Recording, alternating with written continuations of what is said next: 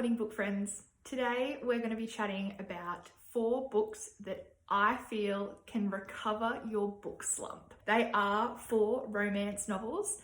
Most of them are Australian, and I just had an absolute ball reading all of these books. So I'm going to tell you a little bit about them and why I think that they will be perfect for your TBR and for you to pick up if you are experiencing a slump.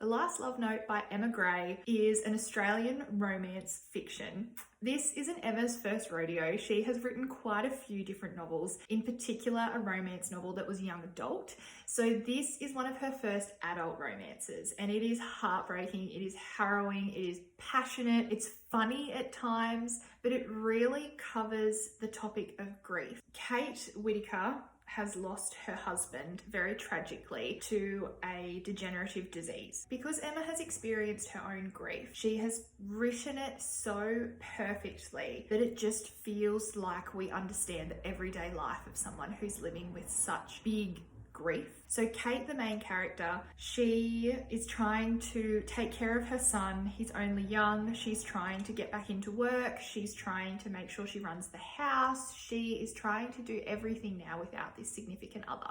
Someone that helps her and that is there for her in measures that she doesn't necessarily understand or take note of at the beginning was her husband's best friend, and he was also her work colleague. So it's really beautiful to see their relationship develop. Not only does it commence as a friendship, but there's also a lot of personal growth that's happening through this novel. And I think something that Emma has done so well is she has threaded these different notes of what it's like to have a village around you when something like this happens. And sometimes the village is made up of people that you don't necessarily expect. And those good ones that are there around you, they come through and they're there to support you. You can expect laughs, you can expect a coastal holiday, you can expect post-it notes, just really warm, fuzzy feelings. So get your tissues ready because you will need them towards the end of this book.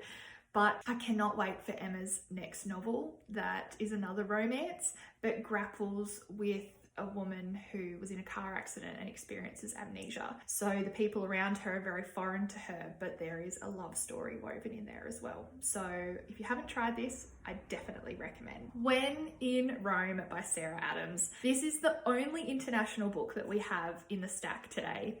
Sarah Adams is a go-to for me. I forever am following when her next book will be coming out. When in Rome follows Amelia Rose, who also goes by Ray Rose, and she is a huge pop star. I'm talking like Taylor Swift level, and she decides that she needs some time out. She's really struggling, her well-being, her mental health, it's all just getting too much with her being in the limelight and with her world tour around the corner. So her favorite movie is When in Rome. She decides Rome, Italy is just too far away at this stage, so I'm going to jump in my beat up car that I've had forever and I'm going to go to Rome, Kentucky. Her car breaks down, of course, but she lands on a very handsome guy's nature strip who ends up helping her. We have a bit of a grumpy sunshine, which I love. That's one of my favorite tropes. They develop a friendship. There's a bit of sauce, there's a bit of spice, but Sarah Adams always writes closed door romances. If that's something that you prefer, that's a bit of a heads up. The family element in this book is fantastic as well, because if you've read Practice Makes Perfect by Sarah Adams, this is actually the same small town. It's the same world. So Noah, who has 3 other sisters, they are all together in this novel. So if you love the bickering of family dynamics and drama, and there's also a bit of grief in here as well, but overcoming personal challenges, this book is definitely for you. And personally, I loved the choice that Ray Rose made at the end. Oh my God. If you have not tried Abra Pressler's debut novel called Love and Other Scores, I encourage you to pause this video and go and find your closest bookshop, because this novel, you will have this read in a Sunday afternoon. It's saucy, it's fun, the characters are just so lovable. We also have another Noah in here, and also Gabby. This novel is about tennis. It's actually about the Australian Open. Noah is just a sweet, lovable main character. He runs a bar in Melbourne, and he kind of is a little bit unsure of what he wants to do with his life. He hasn't had the best experiences growing up, and he hasn't really had opportunities that have come his way that he's totally wanted to jump into. But then there's Gabby. Gabby has always kind of had decisions made for him, and he is a pro tennis player. He's on the Open circuit, and he is finally landing in Australia for the Australian Open. He's pegged as possibly a winner for the men's singles. Gabby is also another person who Gabby finds that things have been just moving too fast for him and he can't catch up. But also there's something that he's been wanting to show the world and to be himself, but he's just never felt like he has been in the right circumstance to do so. He's kind of certain that people around him will support him, but he's just unsure of what that will look like in the media. So, of course, Gabby needing his time off, needing a little bit of, get me out of here, I just need to go and get a drink and just need to go and see what Melbourne nightlife is like. Hopefully no one will recognise him. He toddles off down to a bar, and lo and behold, Noah is there. So their meet cute is absolutely gorgeous. Noah has no idea who Gabby is, which I think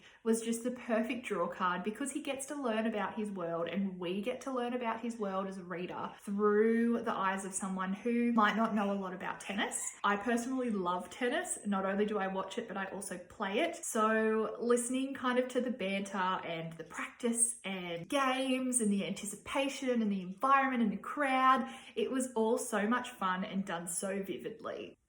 The last book I'm going to recommend to get you out of a book slump was basically the book that got me out of a book slump. So The Other Bridget by Rachael, as you can probably tell from the cover, it is strongly inspired by the Bridget Jones Diaries. This is about the Bridget Jones that's based in Western Australia, and she is a librarian. She has such a passionate love of books. She's always reading, but she's also a romantic at heart. Bridget is torn between wanting to find the perfect person, but also kind of missing the fact that maybe she's not trying things for herself. Maybe she's not pushing herself out of her comfort zone when she should. She's trying different things to mix up her environment, which I think was really, really fun to watch. But then there's Fabio, and Fabio is a gorgeous Italian, and he's a barista, and he makes her coffee every morning. Slowly, their relationship starts to bloom. It's very, very interesting to watch that. I would say that we like to keep an eye on Sully, the next door neighbour, who is grumpy. He's just moved in next door, and him and Bridget haven't had the best first interaction, but you would say it's kind of a meet cute. So I loved this triangle. I love Grumpy to Sunshine, as I said before, but it's also a bit of a friends to lovers. The library element is so much fun because not only does Rachael know her books back to front, she has recommended so many Australian novels and Australian authors in this book that you walk away with more book recommendations, which I think is the perfect aspect of getting out of a book slump. So I would highly recommend. This is another one where you need to pause this video and run to your local bookshop or your library like I did. So these 4 books are my book slump recommendations to you. I promise you they will not take you long and you will be devouring these books. The first few chapters will totally hook you, and that's all you need. Make sure you comment down below your recommendations to help anyone who is also struggling with a book slump. I hope you have a lovely day, and I'll see you in the next one.